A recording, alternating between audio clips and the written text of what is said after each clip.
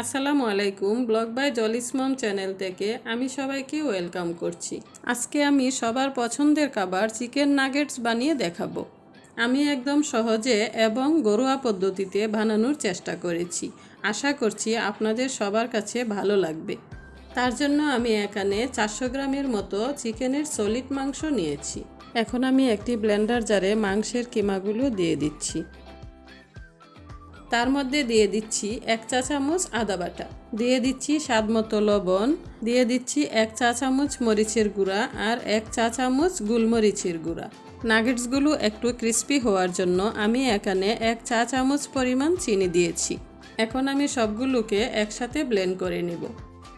Blend করার পর মাংসের কিমার মধ্যে আমি এখানে 5 পিস ব্রেডের ব্রেড ক্রাম্বস দিয়ে দিচ্ছি। আমি এখানে ব্রেডের চারপাশ কেটে শুধু সাদা অংশটা ব্রেড ক্রাম্বস হিসাবে ব্যবহার করেছি। এখন আমি সামান্য একটু তেল দিয়ে ব্রেড ক্রাম্বস এবং মাংসর কিমাটাকে ভালোভাবে মিশিয়ে নিব।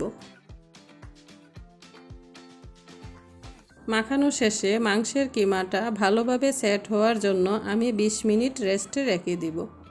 20 মিনিট পর ফিরে আসলাম। এখন আমি একটি চপিং বোর্ডে কিছু কর্নফ্লাওয়ার ছিটিয়ে দিচ্ছি। তার মধ্যে মাংসের কিমাটা রেখে আবারও কিছু কর্নফ্লাওয়ার দিয়ে মাংসের কিমাটাকে ছড়িয়ে দিচ্ছি। ছড়ানোর সময় খেয়াল রাখতে হবে মাংসর কিমাটা যেন খুব বেশি পাতলাও না হয় আবার মুঠাও না হয়। নাগেটসগুলোর পারফেক্ট শেপ আনার জন্য আমি সাইডগুলো কেটে আলাদা করে নিচ্ছি। এখন আমি একটি নাইফের সাহায্যে একে একে নাগেট শেপ করে নিব।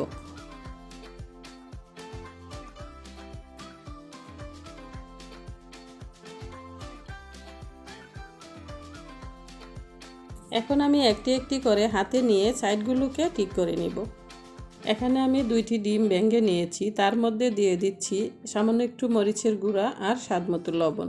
ডিমটাকে ভালো করে মিক্স করে নাগেটসগুলো ডিমে চুবিয়ে আমি ব্রেড ক্রাম্বস লাগিয়ে নিব।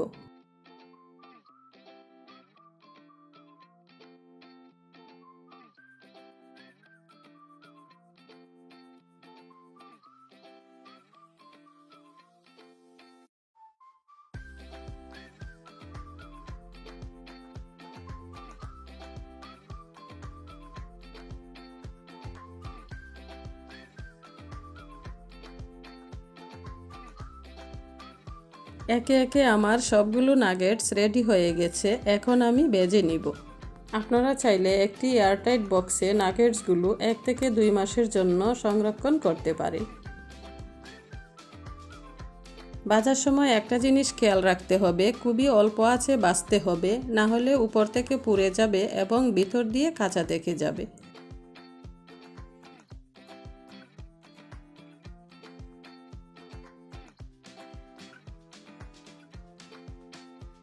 একে একে আমার সবগুলো নাগেটস ভাজা হয়ে গেছে। দেখতেই পাচ্ছেন খুব সুন্দর একটি কালার এসেছে।